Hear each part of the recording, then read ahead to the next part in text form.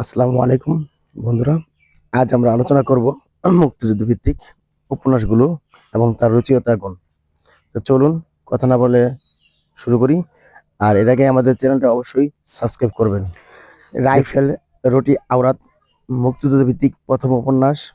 শওকত ওসমান, জাহান্নাম হতে বিদায়, নেকড়ে অরণ্য, দুই সৈনিক, জলাঙ্গি, হুমায়ূন আহমেদের আগুনের পরশমণি, শ্যামল ছায়া, সৌরভ, অনিল বাগচির একদিন, জ্যোৎস্না অজননীর গল্প, সূর্য একদিন।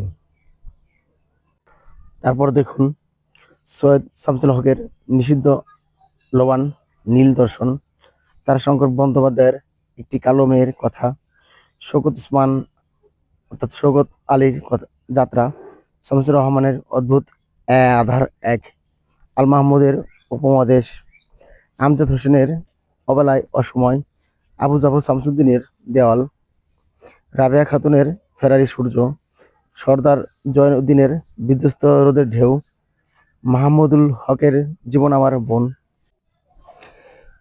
ইমদাদুল হক মিলনের কালো ঘোড়া, সেলিনা হোসেনের যুদ্ধ, হাঙ্গর নদীর গ্রেনেড, তাহমিনা আনামের এ গোল্ডেন এজ।